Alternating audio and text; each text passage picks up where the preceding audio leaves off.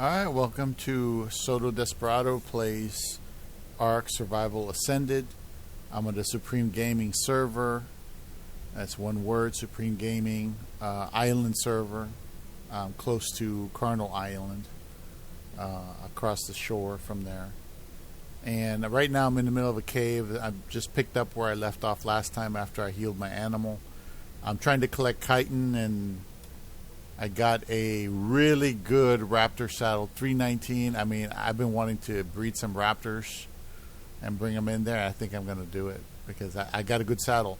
I did get a level 70 Rex saddle from the Carnal Island, but 70 isn't much. If it was like over 100, I'd be happy. But 70 will only guarantee that my animals may survive the Gamma boss if I take on a Gamma. But anyway, one thing at a time. So I got to continue to collect chitin because I'm trying to make a cementing paste. But I got Joey the Gypsy. I got two of them.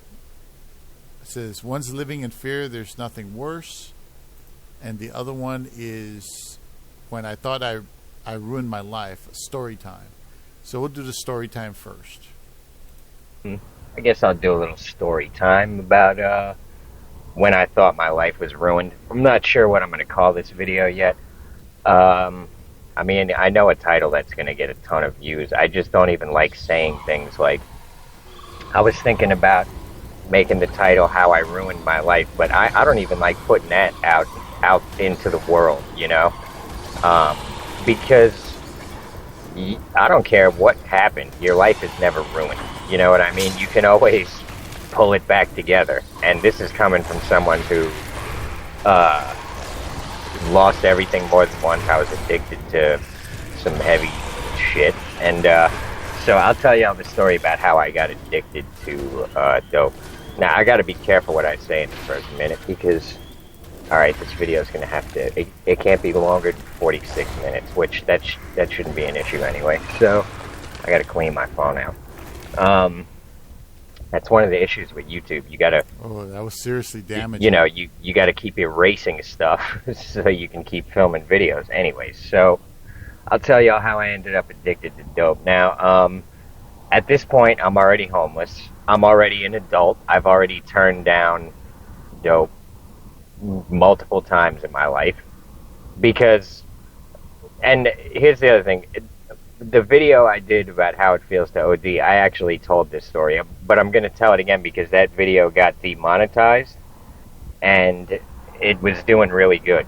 And anyways, this, you know, it's an interesting story. So, this is going to be the story of, like, one of the times when I hit rock bottom, but what ended up happening was I was, you know, I ended up addicted to heroin because of a few things. But anyways, so at this point, I'm already homeless, and I had already survived a winter, at least one winter, out on the street, maybe two.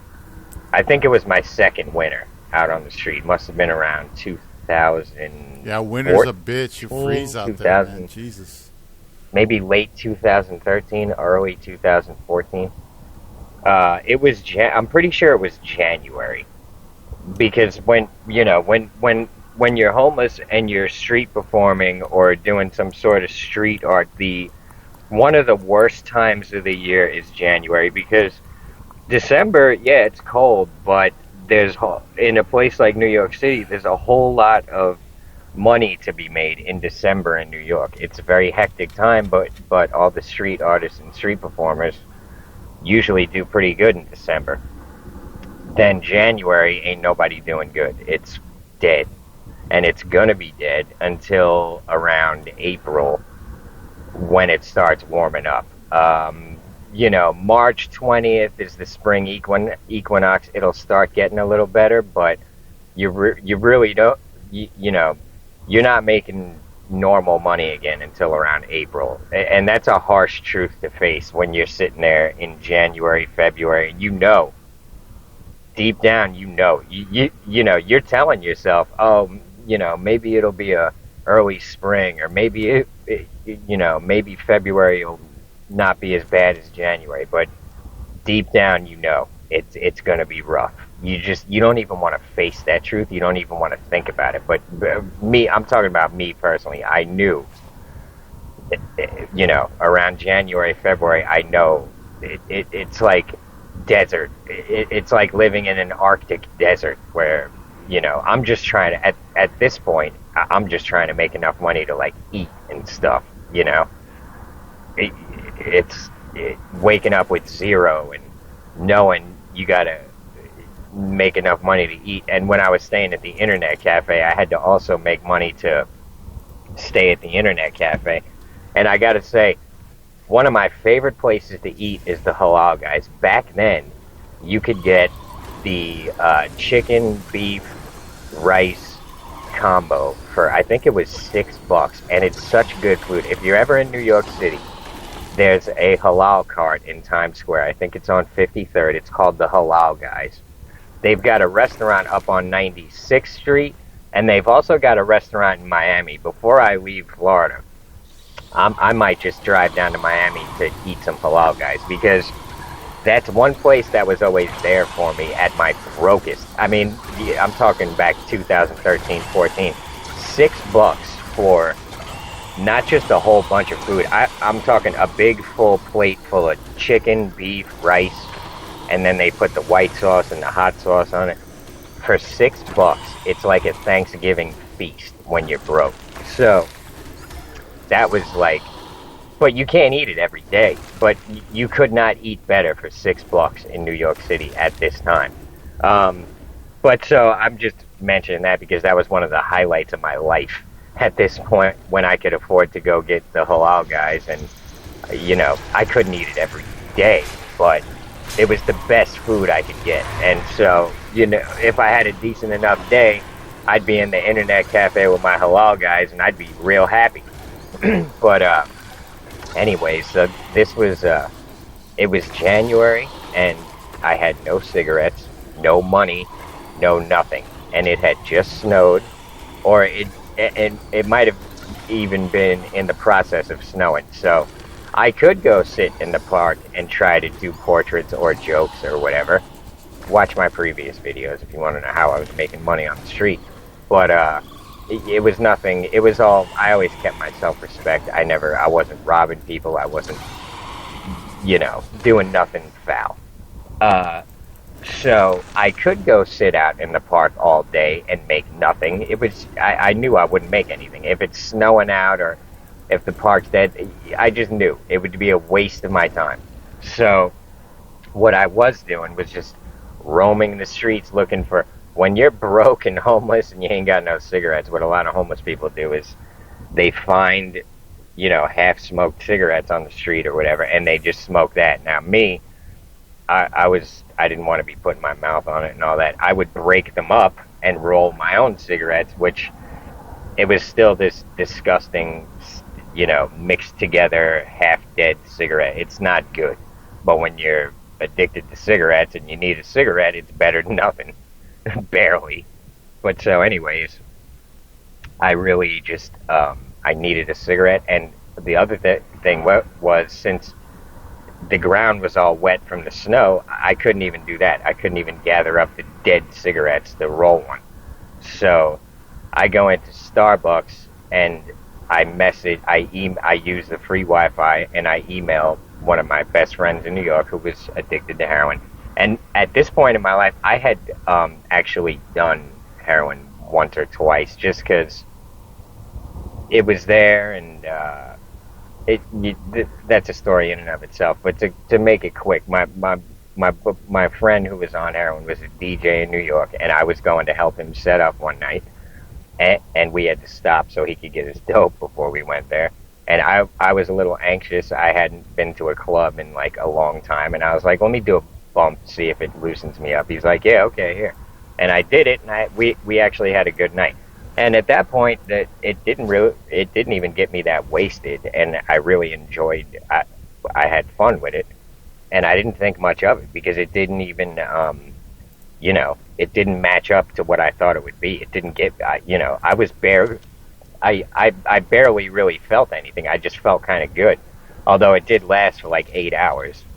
But so, um, and if you've heard this story before, because I did tell it in the video where I explain how I OD'd, then feel free to not watch it again. But anyways, so it's the conditions are miserable. I have no money. I have no cigarettes. I have no nothing. I'm probably not going to eat today. So I go and I email my buddy. I'm like, yo, bro, let me come by and just bum a cigarette off you. My situation is fucked right now. I never asked nobody for nothing. And I just wanted a cigarette. And I knew he'd give me he didn't care about that. So he's like, what, you need a cigarette? I'm like, yeah. He's like, dude, just come over. He's like, I'll just get you a pack of cigarettes. I'm like, all right. So I go over there, and he buys me food and gets me a pack of cigarettes, and I'm all of a sudden in a lot better mood. And he's sitting there doing, we never shot it. We were snorting it. And he's sitting there doing bumps. I'm like, yo, let me get a bump. Fuck it. And I did a bump. And we just had a blast sitting there laughing and bullshitting and showing each other bullshit on the internet and just cracking up and having fun. And this went on for like a week because the weather was so bad I couldn't really work for like the whole week. So for the whole week, he was supplying me with cigarettes and food, and we just partied that whole week, and it was actually like a great time. And after that, I had this like positive association in my mind with heroin, so that was how I got addicted. After that week, the weather kind of went back to normal, and not normal. I mean, it was still cold and shitty, but at least I was able to go make my own money again and afford to eat and stay at the internet cafe again. I was still waking up with like $0 every day and spending everything I made that day, which is a high pressure situation. But at least I could rely on myself again. But what happened was that spring, since I had this like positive association with the heroin in my head again, and I started making decent money again, and I'd have extra money. And you also got to realize another thing is everyone I knew was on heroin. It wasn't just my friend who was a DJ. It was a lot of my friends on the street in New York. So there'd be things happening where I'd be in the park doing my thing, and one of the people I know would come up and be like, yo, will you watch my bag while I run to do a shot at McDonald's? He's like, I'll give you a bag of dope just to watch it. I'm like, okay. And, so normally I would have just been like, nah, I don't need a bag of dope. I'll watch your shit. I'm going to be here anyway, But then once I was thinking, because I remember my friend, I'm not going to say his name, but he asked me to watch his bag, and he was like, yo, watch my bag. I'll throw you a bag if you want. And he was talking about dope. And I'm like, all right, because I had this positive association. Like, we had a bunch of fun that whole week doing it. I'm like, yeah, fuck it. I'm making money again. Maybe after work today, I'll do a couple bumps, and it'll be fun, And that's what I did. And it was fun. And after that, whenever I had extra money, which wasn't that often up until, like, summer when, money's getting good again. Spring, money's getting pretty good still. And all of a sudden, when I got extra money, and I'm looking forward to it all day, all of a sudden, I'm buying dope when I got an extra $10. And in New York City at this time, you could get really good dope for $10 a bag, which I think a bag of dope is 1/10 of a gram. It's powerful stuff. And that would last me all day. I would just do little bumps here and there, and it would kind of just rev me up. But, the more you do it, the higher your tolerance goes, the higher you want to get. In the beginning, I didn't even like doing big amounts of dope because I liked just to do a little bit and get a little revved up. Because if you do a little more than that, you're knocked out, and you're just like, and you're nodding out, and it just becomes, you become like dysfunctional on it. You just sit there like a bump on a log, just staring at the floor. It doesn't even matter. It's what you're doing while you're on it doesn't matter. It's how you feel. It's almost like being in a dream It's a weird thing. I suggest you never even fucking try it.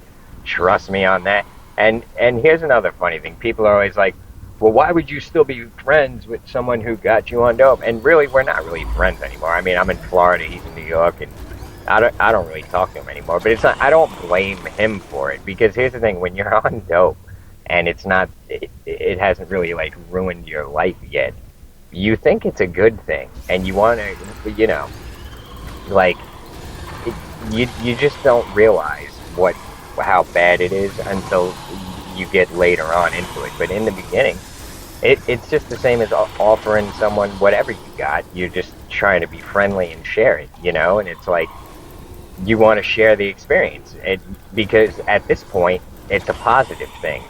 It's going to turn negative soon, way sooner than you think, but in the beginning, this is how it spreads, because a lot of people, they don't realize how bad it's going to get until it gets bad, So, in the beginning with me, I never really offered it to many people, because first of all, I wanted my own hope for myself, but the other thing was I also knew it's not a good thing, and, but a lot of people don't really think like me. Another thing that used to shock me when I used to do dope is all the people around me, how they would do as much as they could handle without dying. And I was the opposite. I would do as little as possible because I didn't want to be all messed up. But that's what they want. They want to be just zonked out of their brain, Yeah. So they can't deal with reality. And I would think to myself, like, I don't want to end up addicted to this shit, so I'm going to do as little as possible. It's like these thoughts never even cross these other people's minds. It's like they're thinking 5 minutes in front of their face. No one really thinks ahead. I used to think ahead quite a bit. So they would just be doing like the maximum amount they could afford and the maximum amount they could do without ODing. And, I was never like that. And I'd watch these people and I'd think to myself, that's a very sloppy mentality they have, where it's as if there is no tomorrow. There's no next week. There's no next year. There's no future. There's just right now. Now, that's a positive way to think in a lot of ways, but in a lot of other ways, it's a negative way to think, because they basically use up every resource at their disposal as soon as they get it, and then the next day they wake up to a nightmare, and it's like they just never build anything. They squander everything the instant they get it. And as far as, thinking, oh, I don't want to be addicted to this for the rest of my life, that I don't think it even crossed their minds. All they're thinking is, I want to get wasted right now and have fun, and that's it. That's as far as their thought process goes, which it always amazed me, because I was never like that. And I'd see people, just building up these massive habits and thinking to myself, they didn't have to do it that way. They could have been doing it the way I'm doing it and not even have a habit, which it took me a couple of months to get a habit. By the time summer hit, when I'd wake up in the morning and I'd be heading out to my spot, I'd be looking for the dealer in that area who I knew him. It was a friend of mine, actually, before I ever even touched dope, so I used to see him on the street all the time. But now the difference was I was actively looking for him because I wanted dope. So I'd run into him pretty much every day, and I'd get it. And he even said to me that this is the dealer. He's like, bro, you're gonna build yourself a monster habit. He's like, I'm not your mother. You do what you want, but. And I was like, no, I know what's happening. I was like, he's like, don't blame me, bro, and I wasn't blaming him at all. And in fact, I was even a little annoyed at him for bringing that to my attention when I'm in a good mood getting my dope. I'm like, I don't want to hear about this shit, bro. Like, I know I'm not a child, Next thing I knew, I was fully addicted by the time July hit that year. I was fully addicted. I couldn't function without it. I had to get it before I worked. Otherwise, I couldn't even work. I think I was doing the dollar jokes at this time. Um, and there was even times where I'd wake up without the money and I'd run into him on the street and I'd have to talk him into spotting me one, and then coming into the park later after I get some work done so I can pay him for it. And it's like, this is now this is the life you live when you're on it. You're in this constant race against being dope sick, where you got to just, all my time, money, and resources was going to dope. I didn't even care. What mattered to me was getting my dope and getting high. At the time, my happiest moment was I'd get my dope, and I would head to the movie theater on Broadway, and I think 70th or 69th. You can look it up on Google Maps if you want. They do like movie premieres and stuff there, where there'll be like a red carpet out there and celebrities and stuff. A really nice movie theater. But that's where I would go to do my dope, because they got a bathroom upstairs, which was always empty. So I could sit in there, snorting away and not worrying about it. And, so I would just get my dope. I'd go to that movie theater, walk upstairs, and the front of that theater is like all windows facing Broadway. And I would go in that bathroom, I would do my dope, and it hits you fast. On my way back down the steps is when it would hit me, with the sun shining in that window, and I'd be looking at the movie posters and the sun beaming in, and I'd be in the happiest state of mind I had been in years. And that was all that mattered to me for a little while, until what ended up happening was it became, your habit grows, and the next thing you know, one bag ain't gonna do it for you. One bag is not even gonna get you to feeling normal. It's gonna take 3 or 4 now. In the beginning, when I was doing dope, I'd go into that bathroom, I'd put a little bump on my hand, and I'd do it. I'd leave the bathroom, I'd be high, I'd have a great time. As time went on, it became 2 bumps. Next thing you know, it's the whole bag all at once. Next thing you know, it's 1 bag in one nostril, 1 bag in the other.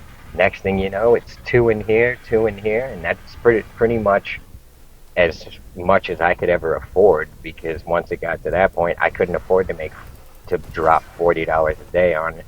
And then, I just couldn't afford it. I could maintain that for maybe a week or 2, but sooner or later, I'd have a day where I didn't make enough or whatever, and I'd be dope sick, and I'd get to the point where I'd be like, okay, I've got to quit now.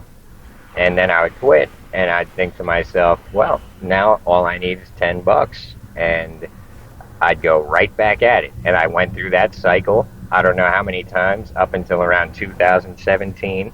And I've told the story in previous videos, how I ended up quitting.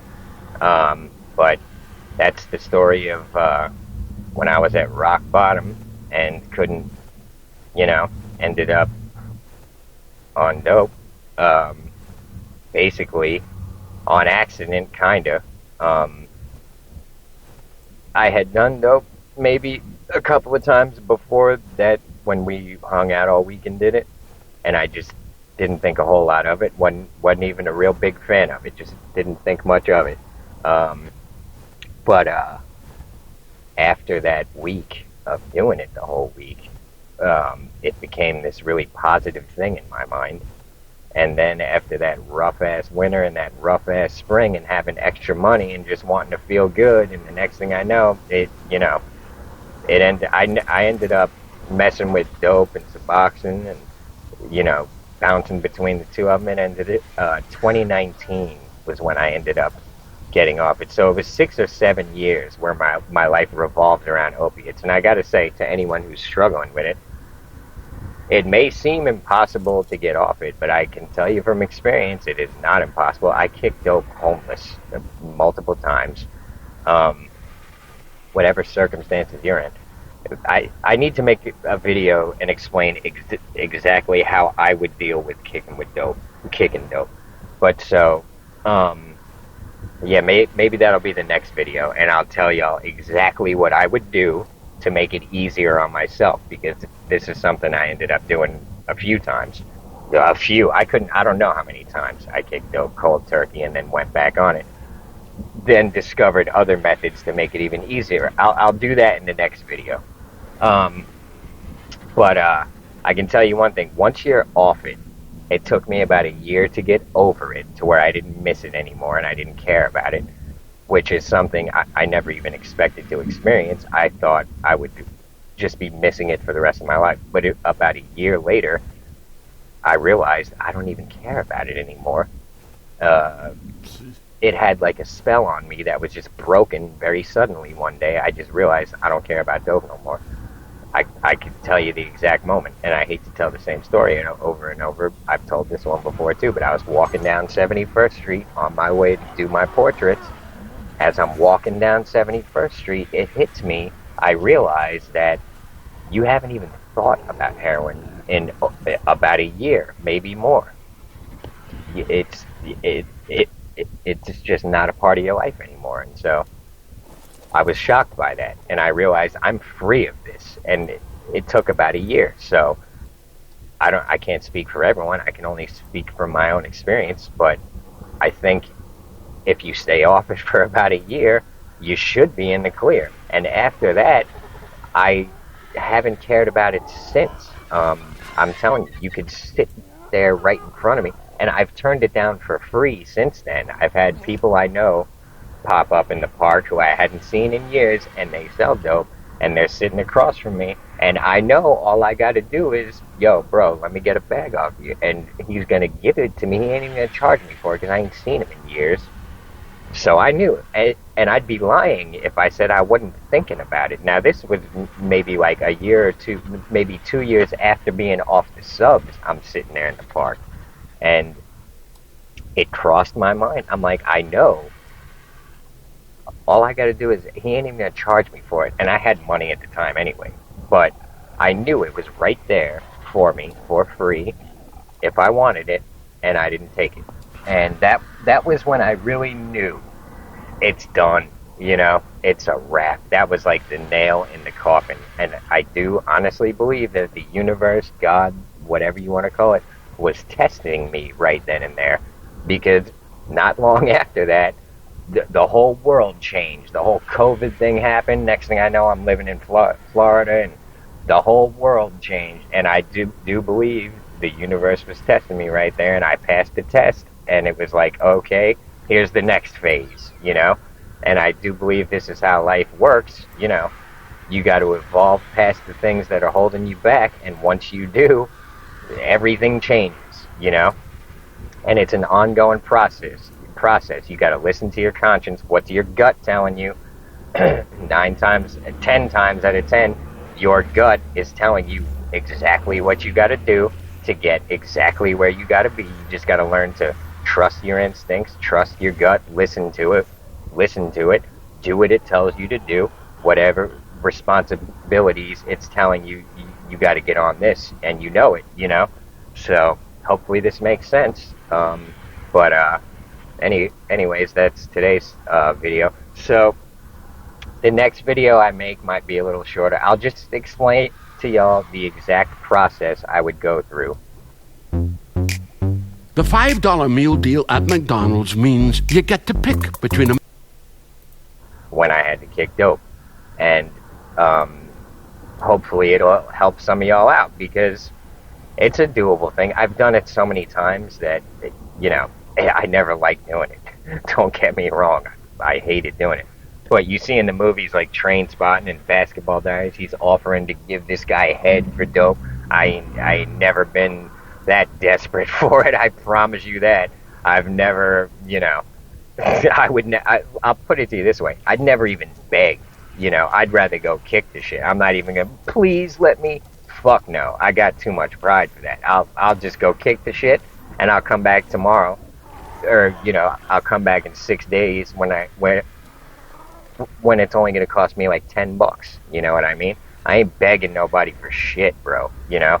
Anyways, so I guess that's the end of this video. I appreciate every single one of you. Appreciate all the new subs. Appreciate the tips, Venmo, Cash App, PayPal. What do they call it when they give you a tip on YouTube? A super chat. I appreciate that. Appreciate the Patreons. I got to go do my Patreon video right now. I did it yesterday, but I got to redo it. I'll go over it on Patreon. Anyways, appreciate every single one of you. If you want any response to the comments, try to get in early because I usually respond to the first 30 or so. Unless it's something that's just super annoying or rude for no reason, I try not to respond to those. But feel free to say them anyway. I think I am going to read the first 30, 40, 50 or so, and then I'll continue to read them throughout the days, but the ones I definitely see are the early ones. Anyways, appreciate every single one of these, and I'll see you on the next one. It's 29 minutes and 5 seconds. I'd like to drag it out another minute and make it an even 30. So, let's see. So, the reason the Patreon video, I've got to redo it, is because I had to buy more hotspot for this.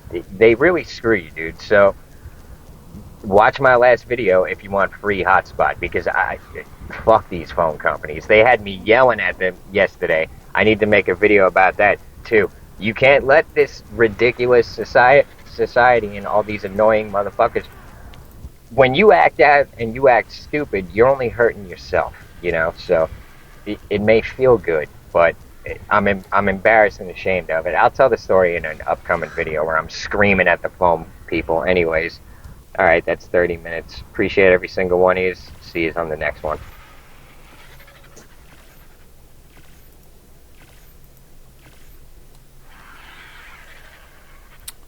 Wow, hell of a story. So I never dealt with drugs. I never had done drugs. I hate drugs. That's why I don't socialize a lot, because most of these people are potheads. They're on some sort of crack or whatever the fuck it is nowadays. Blow, the cocaine. I mean, I hate fucking drugs. I personally hate fucking drugs. I used to go on the internet and I would see before and after pictures of people who did crack. And they look, they're in their 30s and they look like they're in their 60s, man. 50s and 60s. They're all their teeth are gone. They're all wrinkled, like it just sucked the life right out of them. And I hate that shit. I instinctually hate it. I don't even have to think about it. I just instinctually hate that shit. Yeah. But anyway.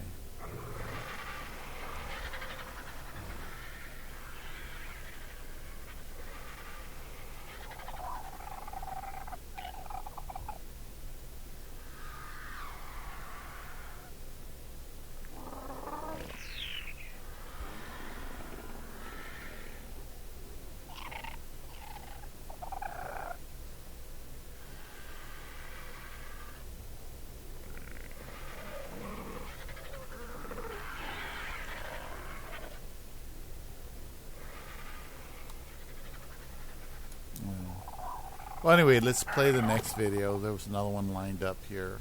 About half an hour. Joey the Gypsy. Interesting person. Living in fear, there's nothing worse. I probably should have brought some sort of weapon in case that wasp comes back, but I haven't seen him, so I don't think it's going to be an issue. I don't care either way. It's kind of funny watching me battle him.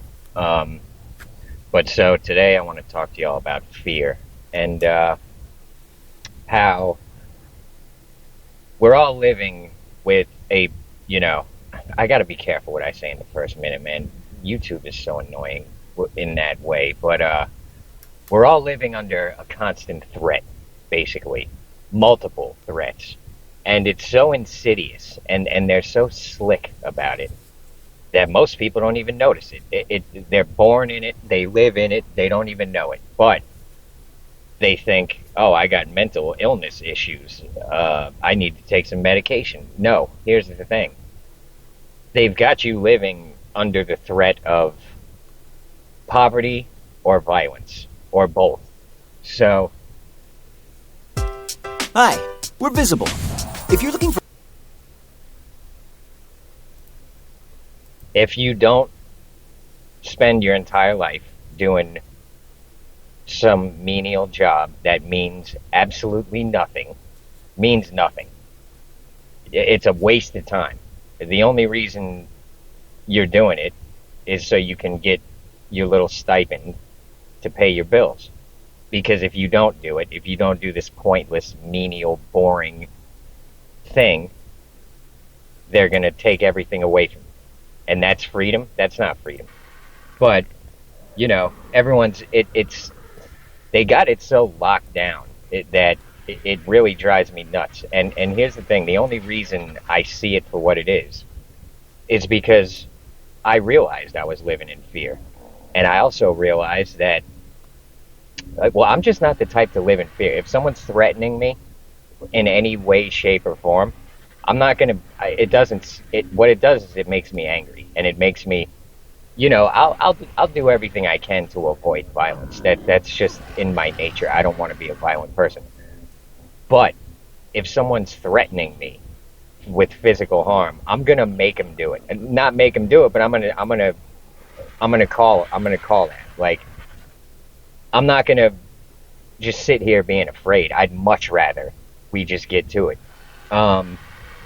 So this is, and you know, I wasn't really like that my whole life. I would, you know, I only became that way once I started actually thinking about it, you know? So when I really kind of crossed that threshold was, I've told this story before, I'm going to tell it again real quick. So when I was homeless in New York City, I was staying at an internet cafe, and there was some thug that just got out of jail. I almost got into it with him, not on accident. I didn't mean it. But he thought I had a lot of money. I sensed, now this dude had no skills, no intelligence, no nothing. His only way to make money was to do hits for people where someone would pay him to knock someone out or beat someone up or rob people or panhandle. And no one can live that way for long. They can't just be violent all the time. It ain't going to work out for you. Sooner or later, you're going to either go to jail. It's a lot. It's a high pressure, you know. You think there's these super thugs out there who are just, you know, violence is nothing to them and this and that. Eventually it's going to wear on them. I don't care who they are or how tough they are. Anyways, so this dude, even though he was a violent person, I don't think he wanted to live that way every day for his whole life. So I think he was doing a lot of panhandling. Anyways, I think he was planning on robbing me. Now, there was a part of me that was afraid and wanted to go start staying at some other internet cafe, but I was thinking to myself, and then what if some thug shows up there and you're afraid of him? You're just gonna run away from everything that scares you? And I said, no, I'm not doing that. This is where I'm staying. This is the cheapest internet cafe. I can barely afford to stay here. This is how broke I was back then. And I said to myself, I'm not getting ran out of here. If this dude wants to, you know, if he wants to try me, I'm not gonna make it easy for him. You know what I mean? So whatever's going to happen is going to happen. If I die, I don't care. What's not going to happen is I'm not going to live in fear of this person who I've never done anything to. I'm not going to avoid him. I'm not going to be scared of him. And what comes is going to come. And so I think he even sensed that, like, shift in my attitude. But anyways, what ended up happening was, I can tell you one thing. I was ready. Once I made that realization, I was ready for any type of whatever he wanted to do. If he wanted to, it didn't matter to me. I didn't care if I was gonna die at the end of this. I didn't care. I was fed up with, you know, I just wasn't gonna be afraid of this motherfucker. I didn't care. He probably would beat me in a fight, but I've got other things to my advantage. I'm a very slick person and I think fast and I make shit happen. And so I'll just put it to you this way. I was ready for him. Whether he had a weapon or not, I was ready for him. At 24/7, I was ready for him. And then what ended up happening, and let me tell you another thing about these people who rob people and shit. They don't want to deal with someone who's ready for them. They don't want to deal with someone who's going to put up a fight. Even it's not like I even had that much to defend. But what little I had, I wasn't going to let this motherfucker take it. I worked my whole life, and I had very little, and some bum motherfucker who just came out of jail thinks he's going to just take it from me. No, that ain't happening, And so, at first I was afraid. Once I made that realization, I was like, whatever's going to happen is going to happen, and I'm going to do my best to make it bad for him. And I was, was I scared? Yeah, but I was more angry than scared. So what ended up happening was he did something stupid. I don't even know what, but I heard he ended up getting arrested and going back to jail, which is what I think he wanted anyway. He couldn't make it out on the street. If you're not, those type of people, they don't go far on the street. They make a bunch of enemies. And it never ends well for them. They either end up in jail or they end up completely ostracized. You know what I'm saying? There's parts in New York where there's people just banned from the whole area because they thought they were indestructible. They thought nobody could fuck with them, but they learned that enough rats band together will kill a dog. You know what I'm saying? I don't know if that's literally true, but I can tell you one thing. A bunch of homeless, you think they're harmless, but you get enough of them together, they'll take anyone. They'll wait till you're sleeping, they'll get you. So these people who just go around thinking they're going to be super violent, it don't work in the long run. But so from that point forward, and really I had been building up to this. So when I was younger, I was living a life I really couldn't stand. I was doing everything I could to just live like a normal person. And the only thing, my parents in their wisdom took us out of New York and moved us to Florida. And so, the work situation in Florida is not like New York. Had I gotten out of high school in New York, I probably would have just went straight to the fire department. My father was a New York City fireman. So when I didn't graduate high school in Florida. I dropped out. But when I was done with high school, I wanted to just take some time and chill. I was thinking in the future I'll probably go to fire school and be a fireman or whatever. That's just what I was thinking my whole life. I'm just going to end up being a fireman. I had to be at least what my father was or surpass him. That's how I felt growing up. So I was just planning on being a fireman. Anyways, I'm putzing around with telemarketing, which I can't stand. I absolutely hate. Talk about hate doing it. And once I got completely disgusted with that, I started doing construction, which I was happy with, until eventually I realized these people are all just using you up. They're going to use you up till your back is as crooked as a question mark, and they're going to leave you for dead on Social Security, barely getting by. I was like, I'm not,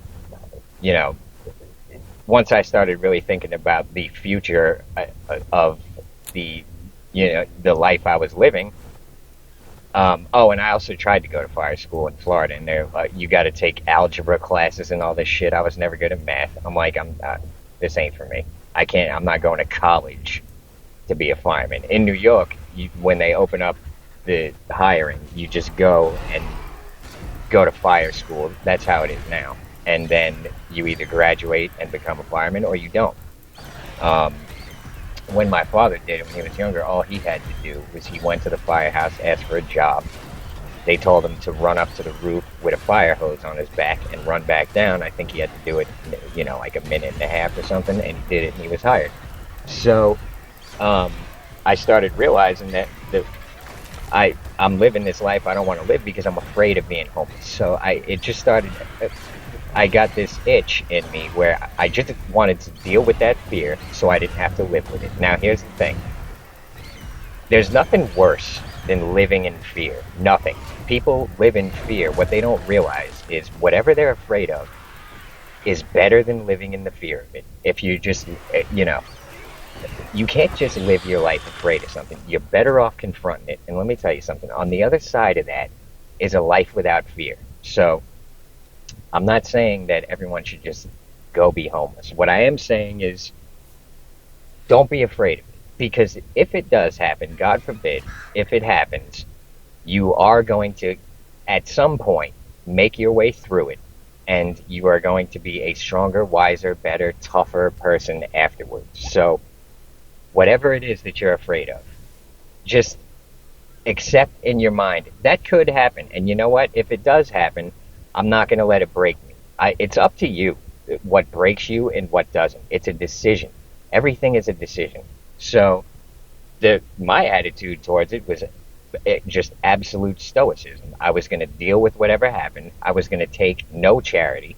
I ended up taking some charity at the real bad times, and then eventually when I was making a lot of money on the street, I would accept charity from people just so they could feel like they were given something. I would take whatever they were given to me and I'd give it to another homeless person because I once I was making good money on the street doing the portraits, I rejected all charity. And I realized the people would feel like they would feel a little sad when I wouldn't take it. But I was thinking to myself, I don't need it. I don't want it. I got better shit myself. I got the money to eat what I want. But I was thinking to myself, but I do know someone who could use that. So next time when they offer it, I'm going to take it. They're going to feel good for giving. And I'm going to give it to someone who needs it because I knew a lot of people on the street who needed a whole lot of things. So, anyways, that has nothing to do with what I'm talking about. So, my whole point in this video is don't be afraid. And let me tell you another thing. There's nothing to be afraid of. Whatever it is you're afraid of. This is why in Buddhism they say don't love anything too much. Because if you love something too much and you're afraid to lose it, it can throw you right out of character and make you do things that you would not normally do. So if you're with a girl that you really want and you're afraid to lose her, stop thinking that way and think to yourself, I don't want to lose her, but if I do lose her, it's not going to destroy me. It's going to hurt. What someone asked me recently, advice for a breakup. What I do when I'm hurt 200. and I was rejected by a chick or whatever, it motivates me. I take that pain and I transform it with alchemy into energy. And so if I'm hurt and upset, I'll be doing more push-ups and crunches and leg lifts. I work out more. And when I look in the mirror, I look stronger and I feel better. And so that's how I deal with it when I'm hurt. If a chick rejects me, or if I'm, if I feel rejected or whatever, the only way to really win in that is work out, get yourself in immaculate shape, succeed in whatever it is you're trying to succeed in, use that pain, and you can transform it. You literally can transform it into energy. That pain is energy. You can't sleep, you can't eat, work out all day if that's what you got to do. One time I had to pass a drug test for a job. I did 500 push-ups and 500 crunches every day for a week. Now, I couldn't maintain that every week, but let me tell you something. By the end of that week, I looked like an Olympic bodybuilder or something. I wasn't bulked up, but I was so cut and so ripped, and I looked so good, and I felt so strong. I felt like I could lift a person up over my head and sling them over a fence. That's how strong I felt. So, if you work out like that, and believe, heartbreak can be very painful, and to get over that, if you're working out like that, I'm telling you, you're gonna turn into a beast, bro. You're gonna be like superhuman. So, whatever happens, you can't control for the most part, in my opinion, is an illusion. What's going to happen is going to happen. Of course, we can control some things. I look at it like rowing down a river. You got to go with the current. And sometimes that current's going to take you through some fucked up shit, but it's up to you to handle it properly. Now, people who have these explosive bouts of rage, what it all comes down to is they're trying to control things that they cannot control. I know because I used to have these little fits of rage and stuff. Oh, yeah, and it's come in handy at times ones. Because, I've almost gotten into fights with people who were probably under normal circumstances, probably would have ran right through me, but I had so much emotion running through me and I was so angry at the time and it's not like I was barking and yelling, and they could see it in my eyes that they're about to fight someone who's going to come at them with the viciousness of a wild animal. I was that upset and that angry. So, anger can be useful, but it's also,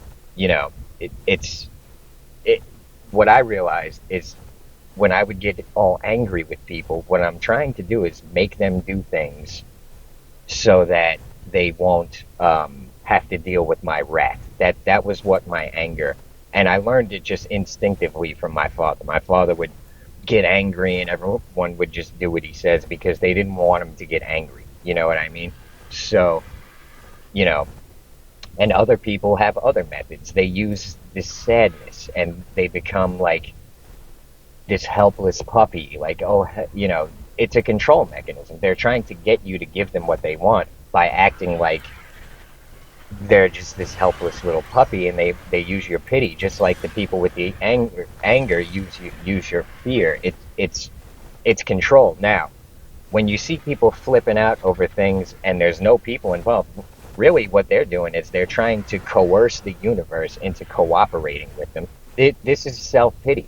People sit there with self-pity thinking that God or the universe or some invisible force is going to look at them and be like, oh man, I feel bad. Let me drop $1 million on his head. Or, you know, oh, this guy's angry. Let me make everything work out for him because I don't want to see him angry. No, the universe, God, whatever you want to call it, doesn't give a shit about that. It's going to let you cry your eyes out, and it's going to expect you to pick yourself up and do what needs to be done.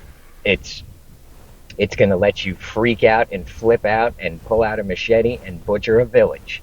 If that's, you know, the universe is not going to intervene because it doesn't want you to be angry or upset or sad. It doesn't. That's not how it works.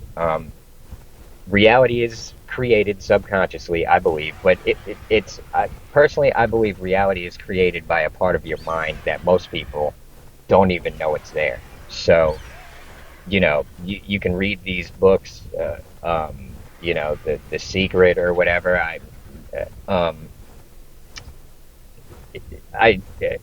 don't know much about manipulating reality with your own thoughts. I don't. What I do know is that whatever happens in my life, I am not gonna freak out and get all angry at God and try to blame God. Although there's plenty of times still to this day where I'm like, it still happens, but I catch myself and I don't go into like a rage or a fit.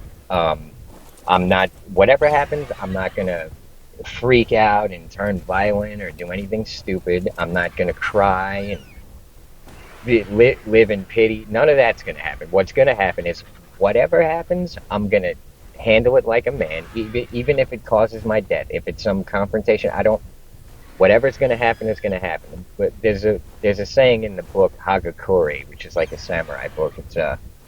It says the way of the samurai is found in death. Now, what that means is that the way of the samurai is to accept whatever outcome and handle it to the best of your ability with stoicism and strength. You're not going to let it break you. That's the way of the samurai. Now, these people are walking into life and death duels. You know what I mean? So, the way of the samurai is found in death. That doesn't mean you just rush towards the worst case scenario and get it out of the way. What it means is that you accept that might happen, and you accept the fact that if it does happen, you're going to make your way through it. You're going to be all right, and, you know, you'll get to the other side of it a better person. That's the way of the samurai. You accept whatever is going to come, and you handle it with dignity and pride and strength. And you are brave, and you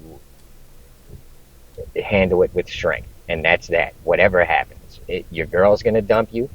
You're going to take it like a man. You're going to get evicted.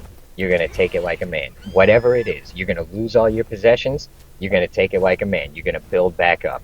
You're going to become better from it. Possessions are easily replaced. I've lost everything more than once. Do I want to lose everything again? No. Because now I've acquired things that are really useful. After losing everything multiple times, you tend to figure out real quick the things that you need and the things that you don't. And so, you know, the possessions I have now that are most important to me are my generators and solar panels, because I can put them in a car to live out of the car. My sleeping bag, because it keeps me from freezing to death. My clothes. These are the important things. Real simple. A good knife to cut your food, to cut, utility. Tools are always good, but they're also heavy. Sometimes you can't be carrying around. I carry around a lot of tools because I like to work with my hands. Anyway, so whatever's going to happen, And here's the other thing. A lot of people are so afraid of whatever's coming.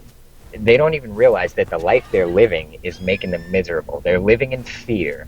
They're living under this constant threat of poverty and eviction and homelessness. And what they don't realize is that the way they're living, that they're so afraid to lose, it's no good anyway. Losing it would be a blessing. You know what I'm saying? Being homeless ain't easy, but it ain't that fucking hardy. You know what I mean? So, if you're facing eviction or whatever, take it like a samurai. The way of the samurai is found in death. Don't let these little rat motherfuckers, these little bureaucrats and bureaucracies and, this endless sea of bureaucracy, don't bow down to these motherfuckers. I don't. I'm like, you threaten to take my shit, go ahead. I'm gonna be alright. And you better pray, just pray I don't get an opportunity for revenge, because when it comes down to it, I'm gonna eat you alive. You know what I mean? Because I've been through all this shit, and you ain't been through shit. And you're a bunny rabbit, and I'm a wolf. And you can play your little bureaucrat game and steal my shit and do whatever, but when all's said and done, God likes me better than God likes you. Because I didn't break character. I didn't turn psychotic and snatch you by your throat and smash your head through a wall. I didn't sit there and cry and beg and plead. I said, all right, this is what it is, and that's fine. And I'm going to live through it, and I'm going to be a better, stronger, wiser person on the other side of it. What I'm not going to do is beg and plead or act a fool. So, whatever it is you're afraid of, accept in your mind that if it happens, you're not going to let it break you, because all suffering is temporary. Everything. Look, if you're willing to accept the help on the street and stuff, you'll be off the street in no time. You'll get back up on your feet in no time. Most people are clinging to... What's that line in Fight Club? What you own ends up owning you. A lot of people are clinging to this little apartment full of possessions. What they don't realize is that if you lost it, you'd replace it real quick with better shit even. It's like, what, you're afraid to lose your job? You know what? If you lost it, you could get another one. You know what I mean? There's a million ways to make money nowadays. There's a million different things you can do. And here's the other thing that drives me nuts. A lot of people think, oh, I'm mentally ill. No, you're living with a proverbial gun to your head your whole life. If you don't do this, we're going to take everything from you. The police are going to come, and they're going to kick you out of your apartment. I remember when I did get evicted, the first time I got evicted, it took them like 5 months, and they don't care. A place I had been paying rent on time for 5 years or something. I don't know, long time. They didn't give a shit. 5 days past the due date, they were starting the eviction process. It ended up taking them, I think, 4 or 5 months for the eviction process to go through. They got to go through court and all that. But I remember one day I'm sitting in my apartment. I ain't feeling too good. I know I'm getting evicted, and I'm upset. I'm scared, and you know what I mean. Although at this point I was getting past the fear. You know what I'm saying? But anyways, one morning, I know I got to leave in like a month or two. I get this hammering on my door as if the SWAT team is there, and I come to the door, half scared and half ready to kill someone. I was fucking pissed. It's a cop telling me, I think it was maybe the 30-day notice or something. But the way they did it, I'm telling you, if this happened a couple thousand years ago with my personality, if someone came to my place in that threatening manner, I would have ended him right then and there. You know what I mean? But in this modern society, we have to just accept this. It's abuse, in my opinion. Even though he was just doing his job, I took it very personally. You know what I mean? If you put me and that man in a room, I'd be the one leaving that room. I don't care what training. I don't care what he knows, what he does. The way I felt, I would have ripped him to pieces with my bare hands. And I mean that literally. I would have taken him apart. That's how upset I was. Because on top of them just kicking me out of my place, which ain't nobody got no right to take me out of my home, really. Under God's laws, under natural laws, nobody has a right. Nobody has a right to be charging you these ridiculous amounts of rent that are impossible to pay. And then when you don't pay it, they take what you have. It ain't right. Like, God ain't with it. But people are going to do what they're going to do. But I can tell you one thing. They do pay a price for it. Here's the thing. Where does strength come from? You know where it comes from? It comes from following God's laws and doing what's right. Because deep down you know what you do deserve or what you don't deserve. And so, where does self-respect come from? It comes from when no one else is around and you still do what's right. This is where self-respect comes from. Because you know when people come and try to abuse you and you got self-respect, you know you deserve better and you're not going to accept it. And I'm a little skinny motherfucker. I'm not a big dude. I'm not an intimidating dude. But I do have a lot of self-respect, and I do have a lot of inner strength or whatever. Where it comes from is from doing what's right, even if it costed me. I answer to God. I don't answer to people. So when I got some motherfucker in front of me, and I can sense that he doesn't do what's right, and he just does, what I'm like, I feel like I'm made of iron, and he's made of wood, and I'm going to go right through him. That's how I feel. But, I don't just... But this is the price they pay. They pay in...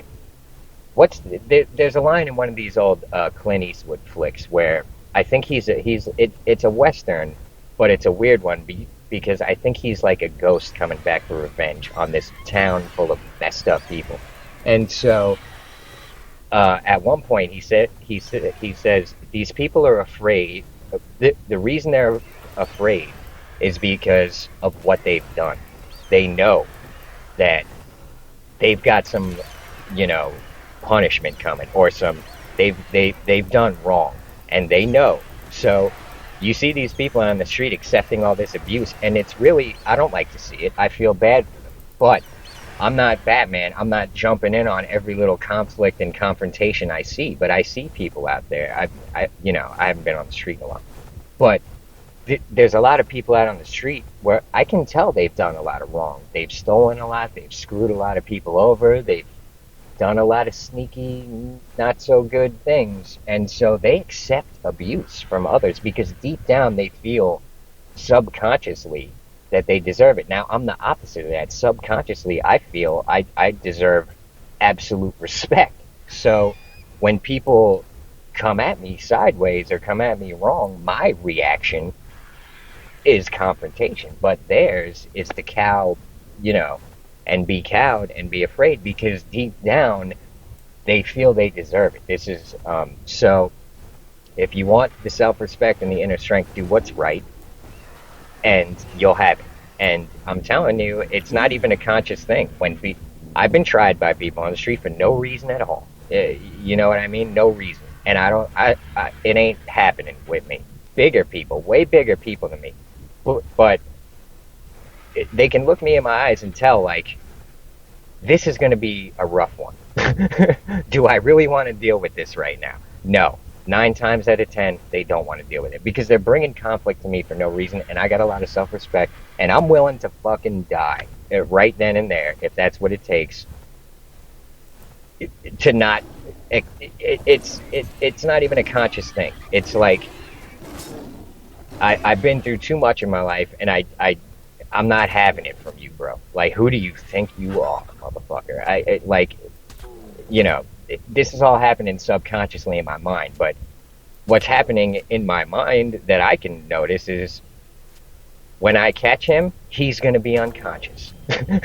And I'm talking people way bigger than me. I've gotten into it with people way bigger than me, and I've even said to him, he was trying to talk tough and be intimidating. I said, bro, look me in my eyes.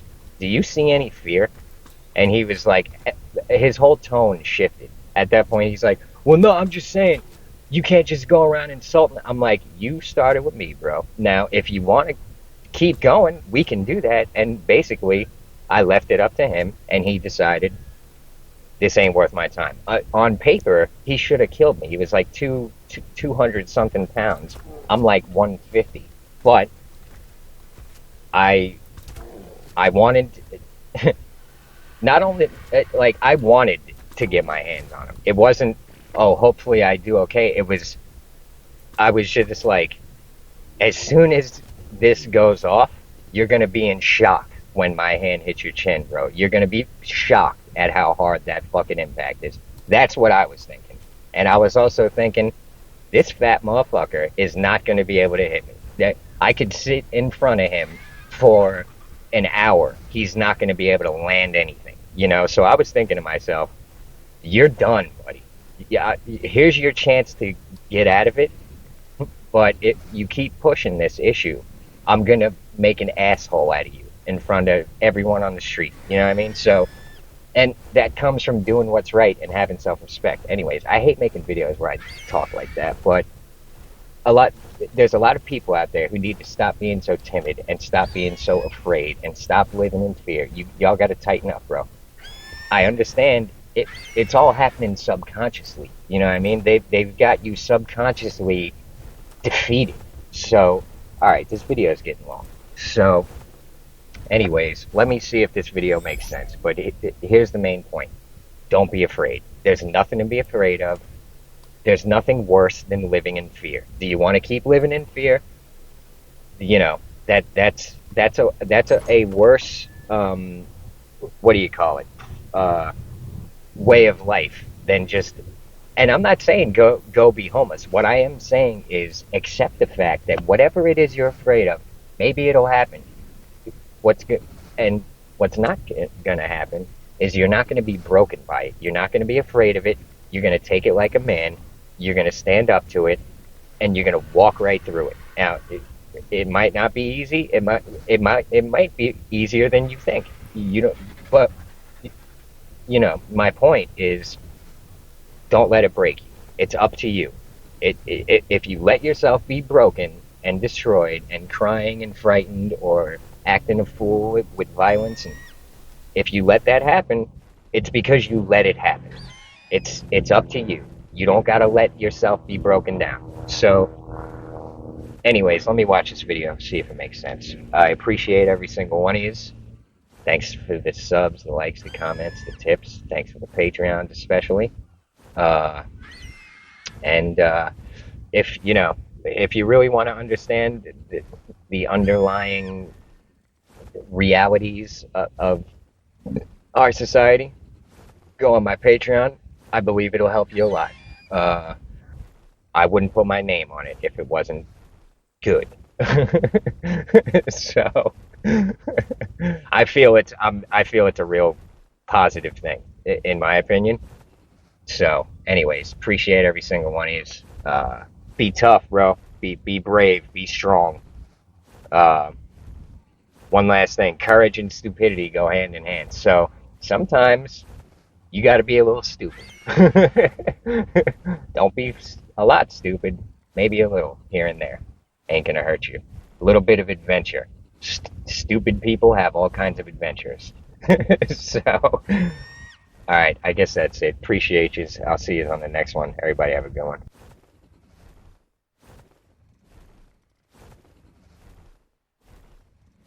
Sorry, I had to step out to the bathroom. But the thing is, he's right. You do have choices. And if you get hurt or you hurt somebody else, what they're doing is they push people over the edge to try to get them to make a mistake. And once you make that mistake, they got you. They can take away your money, your house, your whatever you work for. And they like to make it worse and compound it.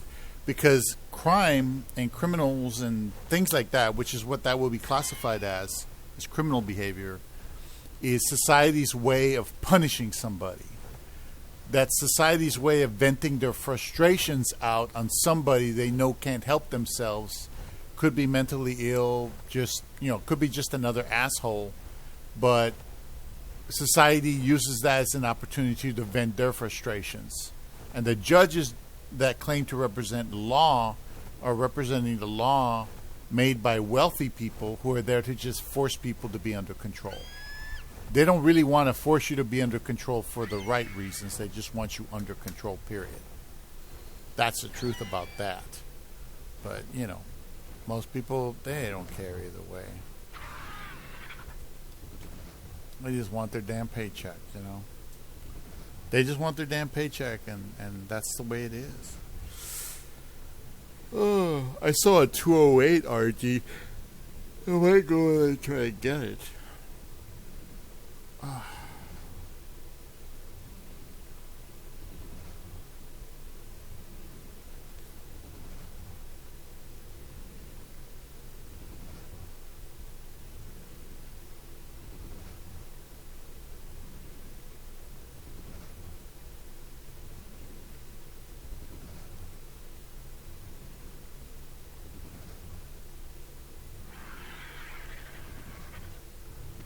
Okay. Not really that high of a level, but something.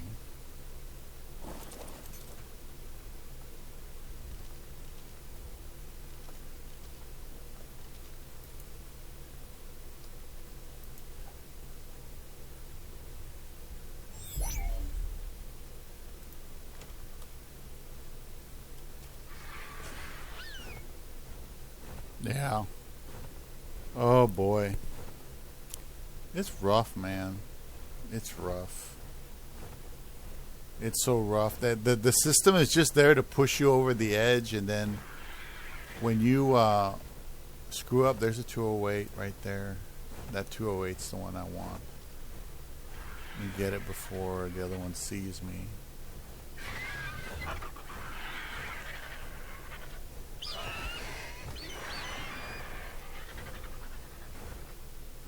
Alright, I'm going to try to tame this son of a bitch.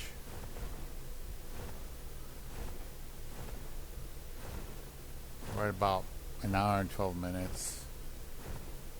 Probably going to cut the video here. There's some things I want to accomplish today, so I'm probably going to take a break from recording after I bag this bird.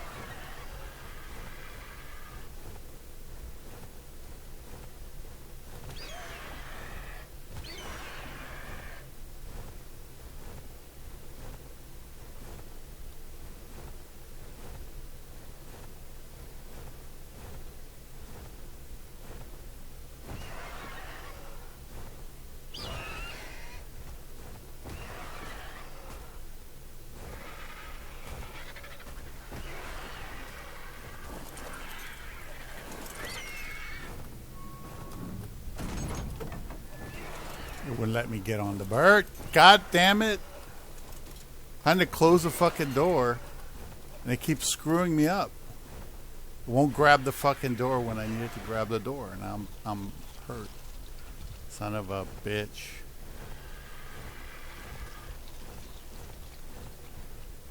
Alright, let's try to do this again.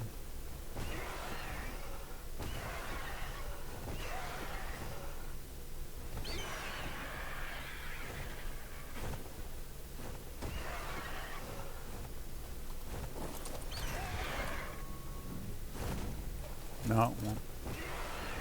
Damn, it almost killed me again because of this fucking thing. It doesn't close fast enough.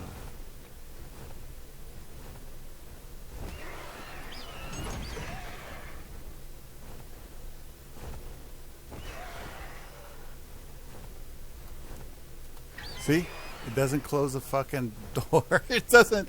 It jumps me off the animal versus closing the fucking door. Doesn't that suck, man? And then it won't let me out. It's not letting me out. Okay. And now I'm trapped. See, I'm trapped on the bird. There we go. See, that's Ark for you, man. I'm telling you. Inconvenience sometimes. Anyway. I guess I'll end the video here and I'll tame this thing and we'll be done with it. Let's see, that is a 208, I believe.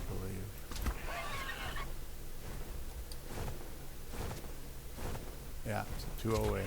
Alright. It's a little bit better than the last one I got. Yeah, I don't care about colors. I only care about the levels and the stats. How damaged am I? Ooh, I'm pretty damaged. I'm going to have to repair my stuff. Anyway, alright, I'm going to end the video here. It's been an hour and 15 minutes. Thank you for watching. I hope you enjoyed it and then learned something from that man.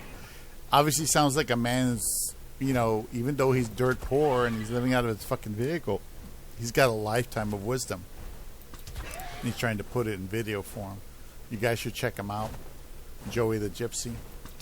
There's always Big Ward the Genius and Linval Williams.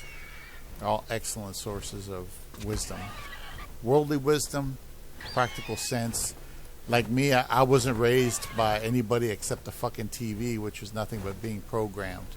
Wasn't being raised. Nobody wanted anything to do with me, and my mom didn't care about me. My father left me. So I had to raise myself, and I made nothing but mistake after mistake after mistake. So when I hear guys like this, I think, oh my God, if I had these people as a resource when I was a kid, because there was no internet when I was a kid. You know, you had a bulletin board system that didn't do shit. You know, it wasn't video after video. It wasn't fancy like that. You know, I would have learned a lot and I would have done a lot better. If people had shown an interest in spending their time to better me, I would have been better off. I would have made better decisions. I was a fool to get a degree, to earn a degree, and pay all that money for something that didn't guarantee me a job. Didn't guarantee me anything. Doesn't even guarantee that you're worth anything. It doesn't even give you like a minimum that you're worth.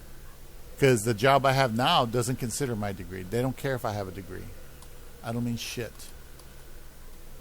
I don't mean shit to any of them.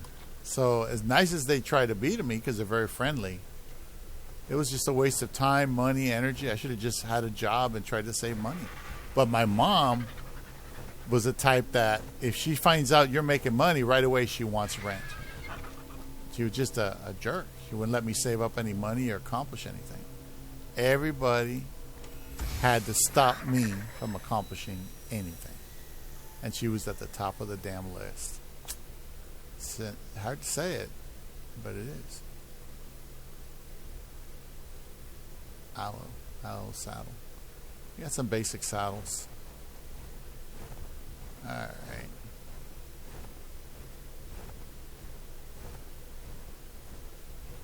Alright, once again, thank you for calling. Thank you for watching. Y'all have a good day. I'm going to stop the video. Wow. Internet's an awesome resource, especially if you can get it to pay you. Take care.